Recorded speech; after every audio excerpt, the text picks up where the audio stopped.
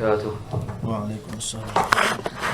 الحمد لله رب العالمين والصلاة والسلام على أشرف الأنبياء والمرسلين وعلى آله وصحبه أجمعين. أما بعد، درود شریف کا نازلہ پیش کیجئے. صلی اللہ علی النبی الأمی وآلہ صلی اللہ علیہ وسلم. صلاة و سلام علیک یا سیدی یا حبیبی یا رسول اللہ صلی اللہ تعالی علیہ وسلم. قرآنی مضامین پر مشتمل اس کتاب میں سے آج انشاءاللہ قرآنی واقعہ اور اس کے ماتحت بلکہ آیت کریمہ اس کے ماتحت واقعہ آپ کے سامنے انشاءاللہ پیش کرنے کی سعادت حاصل کریں گے. مفسرین کرام کا بیان ہے کہ نمرود بن کنعان بڑا جابر بادشاہ تھا. سب سے پہلے اسی نے تاج شاہی اپنے سر پر رکھا. اس سے پہلے کسی بادشاہ نے تاج نہیں پہنا تھا. یہ لوگوں سے زبردستی اپنی پرستش کراتا تھا. کاہن اور نجومی اس کے دربار میں بکثرت اس کے مقرب تھے.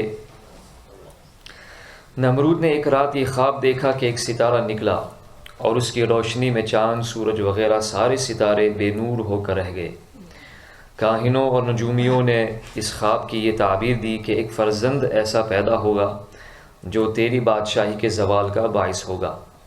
یہ سن کر نمرود بے حد پریشان ہو گیا اور اس نے یہ حکم دے دیا کہ میرے شہر میں جو بچہ پیدا ہو وہ قتل کر دیا جائے اور مرد عورتوں سے جدا رہیں. چنانچہ ہزاروں بچے قتل کر دیے گئے، مگر تقدیرات الہیہ کو کون ٹال سکتا ہے. اسی دوران حضرت ابراہیم علیہ السلام پیدا ہو گئے اور بادشاہ کے خوف سے ان کی والدہ نے شہر سے دور پہاڑ کے غار میں ان کو چھپا دیا.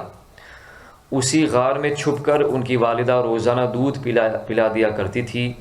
بعض مفسرین کا قول یہ ہے کہ 7 برس کی عمر تک، اور بعضوں نے تحریر فرمایا کہ 17 برس تک آپ اسی غار میں پرورش پاتے رہے. اس زمانے میں عام طور پر لوگ ستاروں کی پوجا کیا کرتے تھے. ایک رات حضرت ابراہیم خلیل اللہ علیہ السلام نے زہرہ یا مشتری ستارے کو دیکھا تو قوم کو توحید کی دعوت دینے کے لیے آپ نے نہایت ہی نفیس اور دل نشین انداز میں لوگوں کے سامنے اس طرح تقریر فرمائی کہ اے لوگو، کیا ستارہ میرا رب ہے؟ پھر جب وہ ستارہ ڈوب گیا تو آپ نے فرمایا کہ ڈوب جانے والوں سے میں محبت نہیں رکھتا. پھر اس کے بعد جب چمکتا چاند نکلا تو آپ نے فرمایا کہ کیا یہ میرا رب ہے؟ پھر جب وہ بھی غروب ہو گیا تو آپ نے ارشاد فرمایا کہ اگر میرا رب مجھے ہدایت نہ فرماتا تو میں بھی انہی گمراہوں میں سے ہوتا. پھر جب چمکتے دمکتے سورج کو دیکھا تو آپ نے فرمایا کہ یہ تو ان سب سے بڑا ہے، کیا یہ میرا رب ہے؟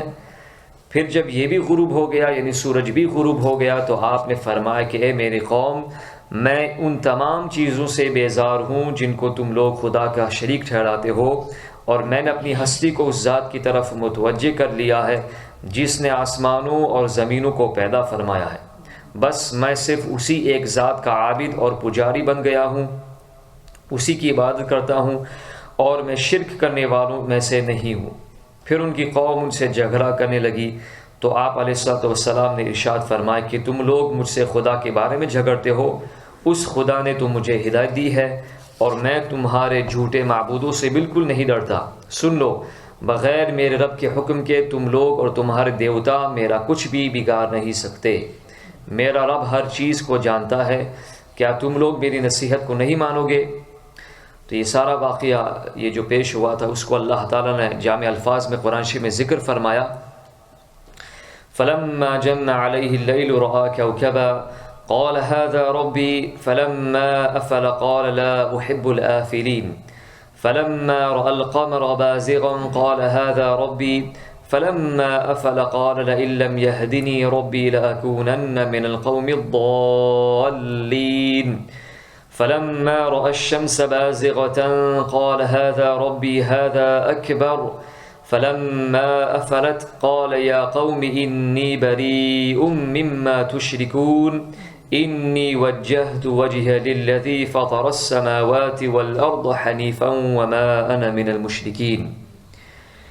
پھر جب ان پر رات کا اندھیرا آیا، ایک تارا دیکھا، بولے اسے میرا رب ٹھہراتے ہو. پھر جب وہ ڈوب گیا بولے مجھے خوش نہیں آتے ڈوبنے والے. پھر جب چاند چمکتا دیکھا بولے اسے میرا رب بتاتے ہو. پھر جب وہ ڈوب گیا کہا اگر مجھے میرا رب ہدایت نہ کرتا تو میں بھی انہی گمراہوں میں ہوتا. پھر جب سورج جگمگاتا دیکھا بولے اسے میرا رب کہتے ہو، یہ تو ان سب سے بڑا ہے. پھر جب وہ بھی ڈوب گیا کہا اے قوم میں بیزار ہوں ان چیزوں سے جنہیں تم شریک ٹھہراتے ہو، میں نے اپنا منہ اس کی طرف کیا جس نے آسمان و زمین بنائے ایک اسی کا ہو کر، اور میں مشرکوں میں نہیں۔ اس سے کیا درس ہدایت ہمیں ملتا ہے کہ غور کیجئے کہ کتنا دلکش طرز بیان اور کس قدر مؤثر طریقہ استدلال ہے کہ نہ کوئی سخت کلامی ہے، نہ کسی کی دل آزاری، نہ کسی کے جذبات کو ٹھیس لگا کر اس کو غصہ دلانا ہے، بس اپنے مقصد کو نہایت ہی حسین پیرائے اور خوبصورت انداز میں منکرین کے سامنے دلیل کے ساتھ پیش کر دینا ہے۔ ہماری سخت گو اور تلخ زبان کچھ واعظین ایسے ہیں، اس میں سے ان کو ہدایت کا بہترین درس ملتا ہے۔ اللہ تعالیٰ سب کو توفیق عطا فرمائے۔ ایک اور مختصر سا واقعہ آپ کے سامنے پیش کرتے ہیں۔ جب حضرت موسیٰ علیہ السلام کا عصا اژدہا بن کر جادوگروں کے سانپوں کو نگل گیا تو جادوگر سجدے میں گر کر ایمان لائے، مگر فرعون اور اس کے متبعین نے اب بھی ایمان قبول نہیں کیا، بلکہ فرعون کا کفر اور اس کی سرکشی اور زیادہ بڑھ گئی، اور اس نے بنی اسرائیل کے مومنین اور حضرت موسیٰ علیہ السلام کی دل آزاری اور ایذا رسانی میں بھرپور کوشش شروع کر دی اور طرح طرح سے ستانا شروع کر دیا۔ فرعون کے مظالم سے تنگ دل ہو کر حضرت موسیٰ علیہ السلام نے خداوند قدوس کے دربار میں اس طرح دعا مانگی کہ اے میرے رب، فرعون زمین میں بہت ہی سرکش ہو گیا ہے اور اس کی قوم نے عہد شکنی کی ہے، لہٰذا تو انہیں ایسے عذابوں میں گرفتار فرما لے جو ان کے لیے سزاوار ہو اور میری قوم اور بعد والوں کے لیے عبرت کا نشان بن جائے۔ حضرت موسیٰ علیہ السلام کی دعا کے بعد اللہ تعالیٰ نے فرعونیوں پر لگاتار 5 عذابوں کو مسلط فرما دیا۔ وہ 5 عذاب یہ ہیں۔ سب سے پہلا عذاب کیا تھا جو ان پر عذاب کے طور پر مسلط کر دیا گیا؟ یہ طوفان تھا۔ ناگہاں ایک ابر آیا اور ہر طرف اندھیرا چھا گیا، پھر انتہائی زوردار بارش ہونے لگی، یہاں تک کہ طوفان آ گیا اور فرعونیوں کے گھروں میں پانی بھر گیا اور وہ اس میں کھڑے رہ گئے اور پانی ان کی گردنوں تک آ گیا۔ ان میں سے جو بیٹھا تھا وہ ڈوب کر ہلاک ہو گیا، نہ ہل سکتے تھے نہ کوئی کام کر سکتے تھے۔ ان کی کھیتیاں اور باغات طوفان کے دھاروں سے برباد ہو گئے۔ سنیچر سے سنیچر تک مسلسل 7 روز تک وہ لوگ اسی مصیبت میں مبتلا رہے، اور باوجود یہ کہ بنی اسرائیل کے مکانات فرعونیوں کے گھروں سے ملے ہوئے تھے، مگر بنی اسرائیل کے گھروں میں سیلاب کا پانی نہیں آیا، اور وہ نہایت ہی امن و چین کے ساتھ اپنے گھروں میں رہتے تھے۔